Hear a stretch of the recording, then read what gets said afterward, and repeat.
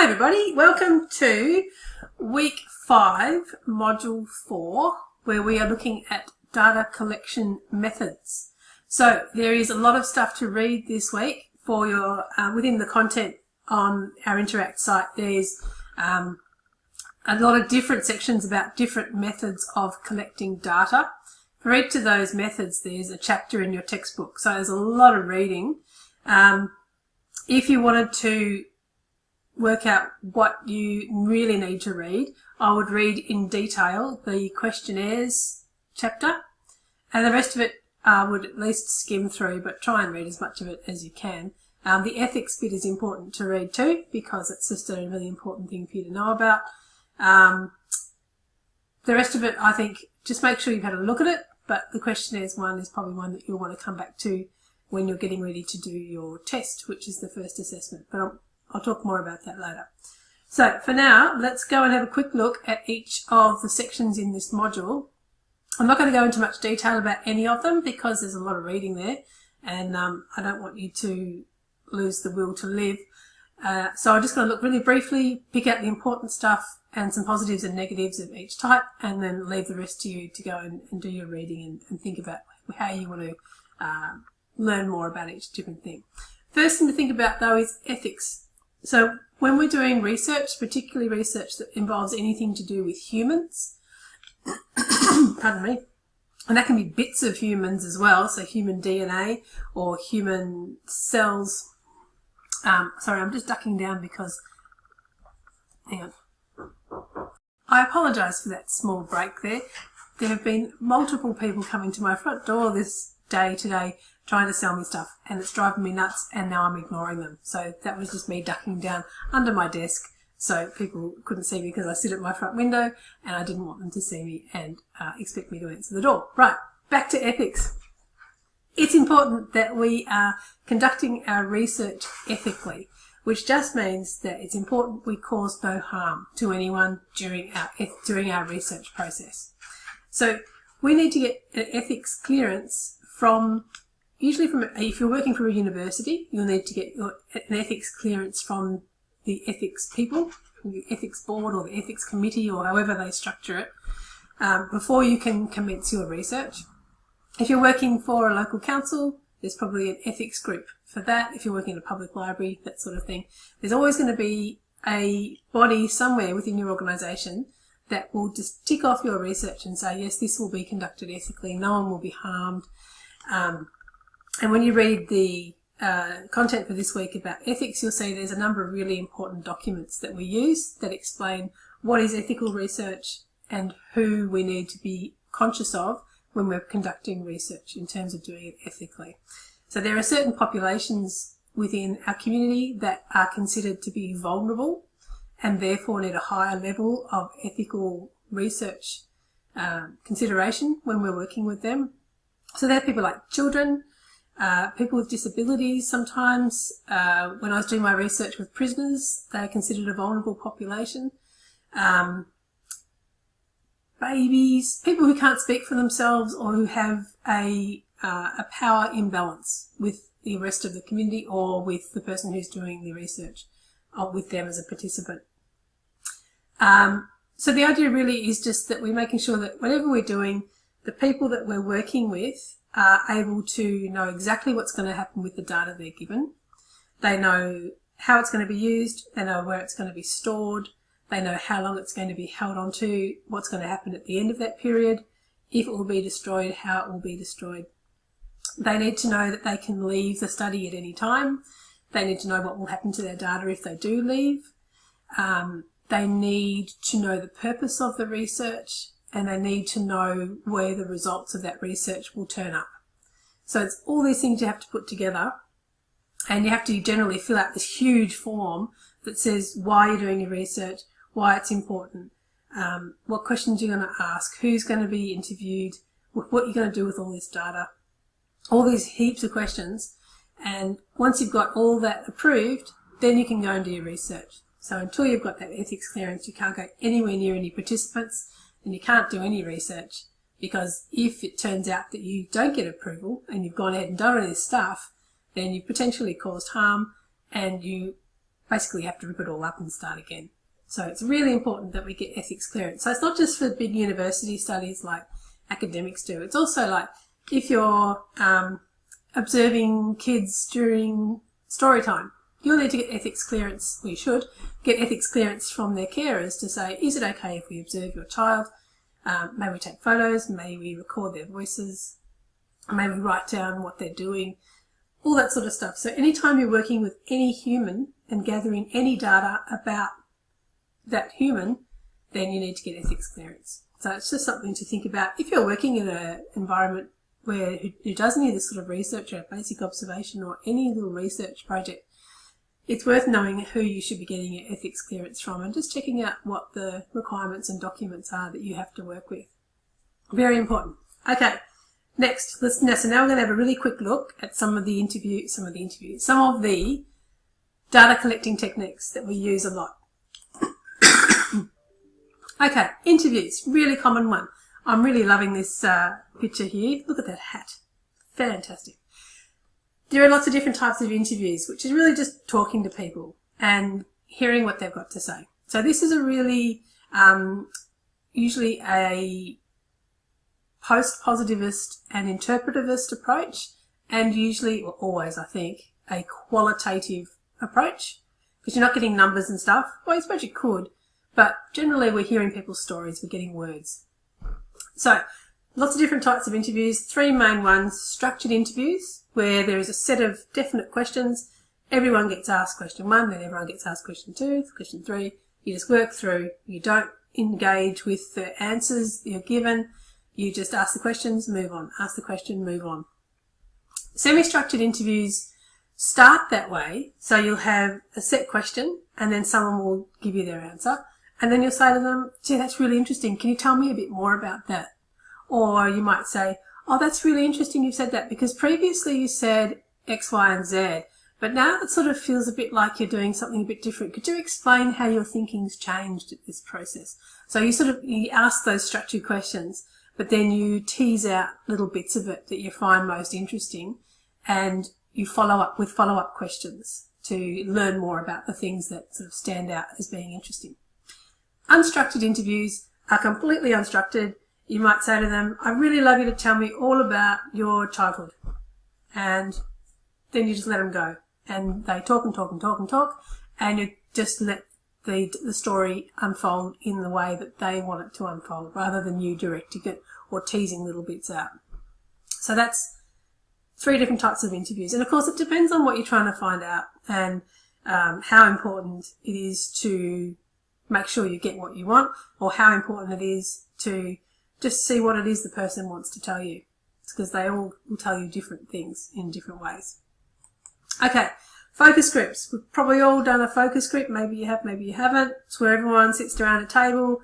You've generally got one person running the focus group, asking the questions, usually semi-structured interviews sort of approach, and they can be really good to hear people's opinions about stuff and hear the way people bounce ideas off each other, to test something. Like often they'll use them for advertising. If you've got a new ad, they'll put the ad up and they'll say, what do you like about this ad?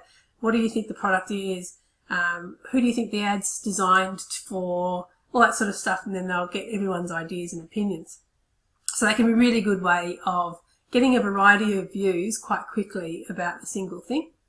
They can be quite negative. The negative side of them is that sometimes people are too shy to talk, or they might get this sort of group thing happening where you've got one person says, oh, I think it's X, and everyone goes, yeah, that sounds about right. I reckon it's X too. So that can be, you can not perhaps get the full story from people. The other negative is that some people might not feel comfortable talking, or might be shy. When I was doing my research with prisoners, I thought at first I would do some focus groups and ask them, what's the library like? What do you like about it? Blah, blah, blah. And my supervisor said, oh, I don't reckon that's a good idea, because you're going to get people that are going to be too shy to say they can't read, or they're going to be too shy to say, I don't really read much because I'm not very good at it. So you get that sort of whole privacy thing. People may not speak openly about themselves in a focus group, because they may not want to share with strangers their feelings and thoughts about things. Now, next one. Data collection through observation. So often we'll do this in libraries if we want to do things like, I know I was involved in observation research when I worked at a university. We had the library floor space on the ground floor. There was like the entrance desk, and there was a reference desk and a loans desk. And we wanted to look at how people were queuing, and we realised that the queues were sort of cutting into each other. People who were queuing to go to the loans desk were banging into the people who were queuing to go to the reference desk. And so we thought, oh, okay, we need to change the layout of the floor so that the queues work better. So that's a really basic observation thing. You could use observation in looking at how people use the collection in the library. So is everyone just walking past not noticing the new books and going straight to the picture books or something like that. So just watching the way people move inside a space or the way they interact with an individual thing. That's the positives for it. That's what it's good for. Negatives of observation can be that you can see what's happening, but you don't understand why. So unless you follow up with some questions about, so why did you not go to the new books? Is it because it's so far over there you can't see it? Or is it because you aren't interested in new books? Or you don't really get to know why. So you see what people are doing, but it doesn't give you much of a clue as to why. So that's one of the negatives. Another one. Diaries, journals and field notes. So these are good to get people's individual thoughts about things. Diaries and journals we can use, and field notes. You can either use them as seeing what other people have written about a thing. So you might get them to say, we'd love you to write a diary entry for each time you come into the library for the next month. Tell us about what you did there, what was good, what was bad, what you wished had changed, all that sort of stuff. Or it can be you as a researcher writing up a journal or some field notes at the end of the day, saying, okay, today in my library I noticed 12 people came in, 6 people didn't even talk to each other, they sat in separate sections and they were all looking at similar things but they weren't interacting with each other at all. Maybe it would be a really good idea to put some chairs next to each other so these people might feel compelled to sit near each other and maybe they'll interact with each other some more. So all your own thoughts dumping down at the end of the day about what you've seen or what you've heard. But again, positive and negatives. The negatives being that you may not get a very full picture of something, or you might just get, sometimes if you're getting participants to fill out diaries and journals, they forget to do it, or they pretend they've done it and they do it all on the last day and change their pens so it looks like they've done it every different day. So there are lots of different negatives about those as well in terms of their consistency and their quality of the data that you might get from them. Now, questionnaires. You've probably all done a questionnaire, and this is a good one to read the whole chapter for because they're quite complex and there's lots of different ways you can build a questionnaire, different types of questions, open, closed, scaled ones, all sorts of. It's actually quite a really important skill and a really difficult thing to do, to put together a good questionnaire. So I think read that chapter in detail and then you'll learn all about it. So I might just leave you with that one because it's a really important one for you to read through. Now, experiments. Now I have no idea why this picture came up when I googled experiments in Flickr, when I searched for experiments in Flickr, but there you have it. Schrodinger's cat, apparently, but I don't understand that concept, so I'll just leave that one there. Now, experiments. We tend to think of experiments as being associated with science rather than social science, and that's generally where you've got a hypothesis and you say, okay, in this situation, if I change one thing, what's the outcome? Or you might have a hypothesis that says, I reckon if I don't water that plant and I water that plant, the one I don't want is going to die. And then you do the experiment, you give it a go, and you see what happens. So that's the basic idea of an experiment. You'd use them if you were trying to prove something or disprove something. So working with a hypothesis. Positives and negatives. Positives, well, again, you get to choose, you get to see whether something works or doesn't work. So you might say, I reckon if we open our library on Sunday as well as Saturday, the number of people who come on Saturday will decline. And then you can give it a try. Experiment, open on Sunday, see what happens.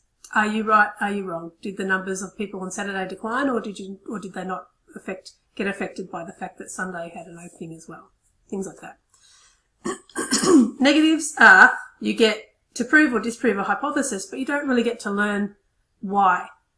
So you can say fewer people came on Saturday, but maybe you might guess because maybe they thought, oh, I can come on Sunday, so I don't need to go today. I can go shopping instead. But you don't really know. You've still got to try and guess what happened. You can see what happened, but you can't explain exactly with great confidence why that thing happened. You can with science experiments, though. Much more straightforward. More sort of black and white. Now, this concept, triangulation. This is this whole idea of triangle, right? So what you talk about with triangulation is just trying to solve a problem, and you trying to solve it by gathering data. So you've got one set of data that explains a problem. And you think, okay, now I understand that problem.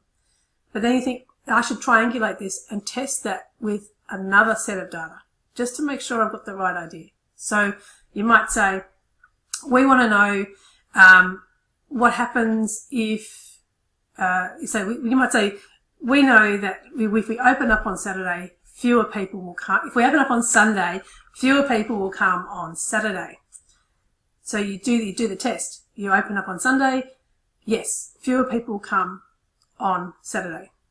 And you think, oh, that proves it. I've got my one piece of data that says it's open on Sunday, less people are coming on Saturday because it's open on Sunday now. But then you think, well, actually, maybe I should test that because there might be other reasons why fewer people came on Saturday. It might be that it was open on Sunday, or it might not be. It might be something completely different. It could be that the trains were striking on Saturday and so no one could come. So what you do is then you think, okay, what extra piece of data could I gather just to make sure that I've got this right, that people didn't come on Saturday because they could come on Sunday. So what you do is you might do it again, and you might open on Sunday and this time talk to the people on Sunday, do some interviews and say to them, you're here on a Sunday. Would you normally have come on Saturday? And are you here because we're opening on Sunday? Is that why you didn't come on Saturday? And that way you're using this sort of triangular approach. So you've got your problem and you're coming at it from two different ways to get an answer about why that particular thing is. So that's the idea of triangulation. So you'll get to read about that as well. So it sounds fancy, but it's really just a way of saying, let's check that with another piece of data just to make sure. That's all it is. Okay, now that's about all I wanted to talk to you about. That's where I got all my images from this week.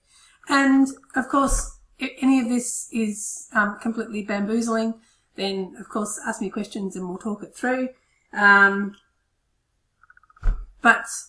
I think the most important thing for you is to read through the content of this week and look closely at questionnaires in the textbook and skim through the rest of it, at least skim through. If you are really excited by it, then of course read it all. And that will do for this week. So I hope this video helps, and we'll be in touch soon. See ya.